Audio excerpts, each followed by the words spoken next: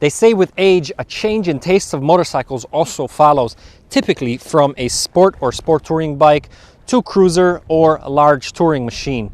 For me, honestly, I'm always going to be happy with a bike like the K1200S, 170 plus horsepower between your legs. It's kind of addicting, to be honest. But if you find yourself curious about the touring or the muscle cruising class of motorcycling, stay tuned for an in-depth review of one of the most iconic big V-twin muscle cruisers on the market today.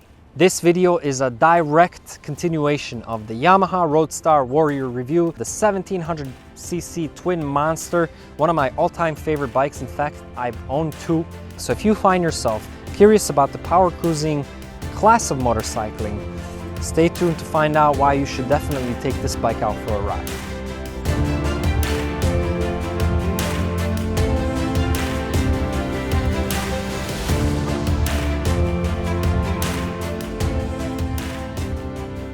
So after posting this review the first time around, I had quite a few, surprisingly, very passionate responses in virtue of me claiming that the brakes were a little too weak and the suspension a little too hard. Quite a few people disagreed. They also disagreed that this is a bike for more advanced riders.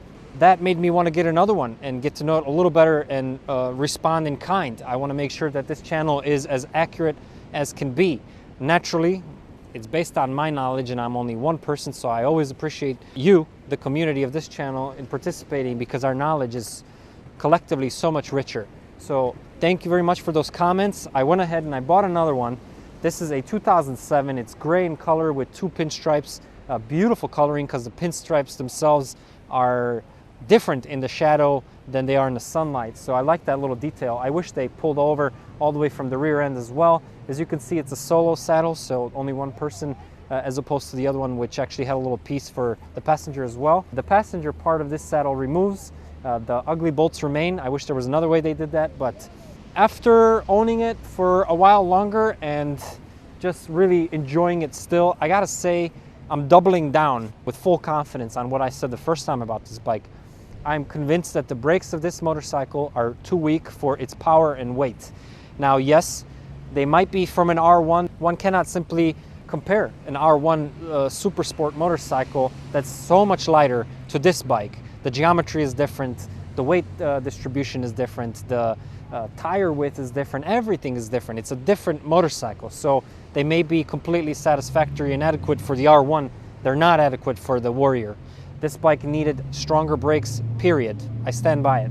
As regarding the suspension, I gotta say the suspension is simply too hard. I don't have confidence in it in the corners like I did, for example, on the Night Rod Special, another bike that we've reviewed on this channel before, so check that out. It could have been a little more considered, I think, when they were producing this bike, because it seems that most of the intention went on the power, which again is enough to have me buy it twice. So I love this motorcycle. I absolutely love this motorcycle. And I mentioned that I had to sell it because I was getting a little too careless, and with the baby on the way, that always puts me in perspective. But I always love coming back to it, and whenever I see one on the market for a reasonable price, and they're usually pretty reasonable, I always snatch it. This one has 7,000 miles. It's a 2007, so it's been sitting for most of its life. When purchasing these motorcycles, which typically have low mileage because they are not bikes that you take on longer trips, there are a few factors that you need to consider. And we discuss all those factors in our other video that helps you choose and properly purchase a used motorcycle. So please take a look at that video. I think it's full of information for anybody who's into the motorcycle buying into a business, especially used, to get knowledgeable about these issues that might make or break your purchase. You know, there's a lot of things that you need to consider, and that video discusses them. This bike also has an FSD exhaust. I love the way this thing sounds. It's just a monster. It's obnoxious. It's the kind of sound that when you enter a parking garage, it's almost like you're releasing a herd of buffalo through a minefield. I mean, all the alarms on all the floors are gonna go out. There's just so much vibration, so much power behind this exhaust. It's obnoxious, to be honest. It's one of those exhaust systems that's, you know, not neighbor friendly. And having a child on the way here in a few weeks made it very difficult for me to sneak in the house and sneak out of the house. So I really don't think it's a bike for the apartment complex. especially the apartment complex in a neighborhood that really doesn't like motorcycles and motorcyclists. It's an amazing system. I love how it looks. As you can see, this corner over here is starting to blue. I'm going to actually wrap that with some heat wrap, just because I want only the front part to be visible. And it also, because it protrudes, it actually catches my legs, and for that reason I have to wear chaps, just not to burn. I mean, it's like third-degree burns right away.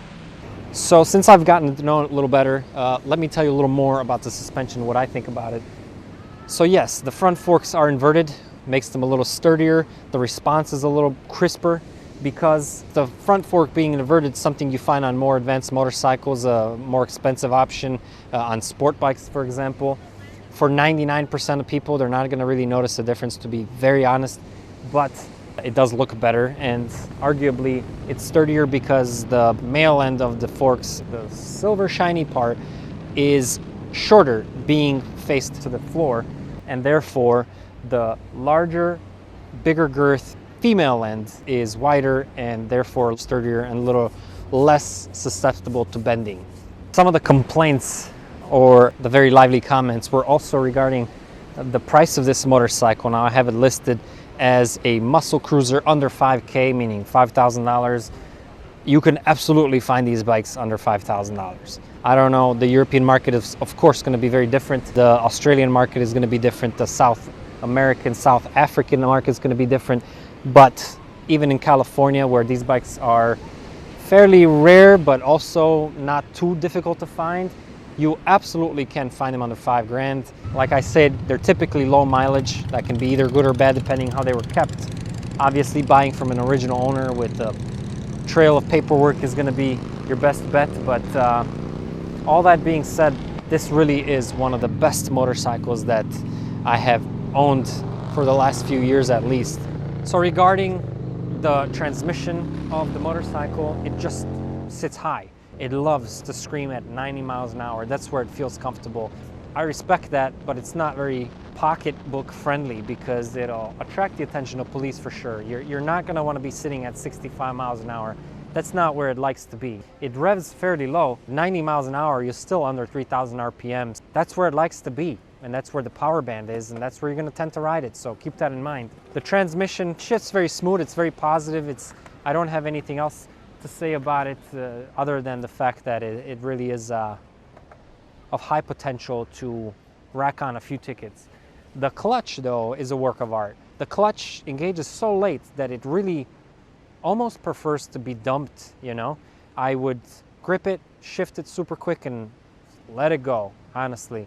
And I found that way of shifting this motorcycle to be the smoothest, to be honest. The transition from one gear to the next is seamless when you learn how to do it. Just because it grabs so late, it's also very easy. You know, it's easier than on a sport bike where you have a potential to catch the RPMs at an inopportune moment and then maybe get that front wheel up in the air, which is not recommended. This bike, you're not going to be able to do that just because the front is so heavy in any case. If anything, the wheel in the rear is just going to peel out. So yeah, it loves to be dumped, and I love clutches that like to be dumped. Those are my kind of clutches, so very, very satisfactory in that regard. And precisely for that reason, that the engagement is so late, you can leave it in first. When the light turns green, you can be off like a bullet. That's one of the main reasons why I finally decided to sell my first Yamaha Road Star Warrior, because I was peeling off at every green light, you know, and in my neighborhood, and the attention that was getting is just not something I want to deal with right now. And I know when it's time to kind of move on, you know, for a little while. But again, a bike that I'm always going to be happy to return to, even if it's for a short while. So some of the main competition to the Yamaha Road Star Warrior are going to be, for example, the Harley Night Rod Special, the Harley V-Rod Muscle, the Harley Rocker, the Suzuki M109R, although that's going to be more difficult to find for 5K and under, the VTX 1800 by Honda, very cool motorcycle, a little tamer for sure, also a little bit heavier as well, about 100 pounds heavier. For V-Twins, you do have some options from Indian, and of course from Victory, the 8-Ball, the Vegas. So there are some options that you can look, but I think out of all of them, I still have enjoyed the Warrior most. Although the Night Rod has had quite a surprisingly pleasant experience, even though it's only a 1200. It was a bike that definitely performed better than expected. So take a look at that review. As always, stay safe. Please let me know what you think. Again, I take your comments very seriously, and if we disagree, I enjoy that even more because it gets me to do some more research, look for them, get them again, get to know them better, and be able to respond. I really, really appreciate your commenting, and I think that's what adds value to this community. So, as always, stay safe. Until next time. Nick, I'm out.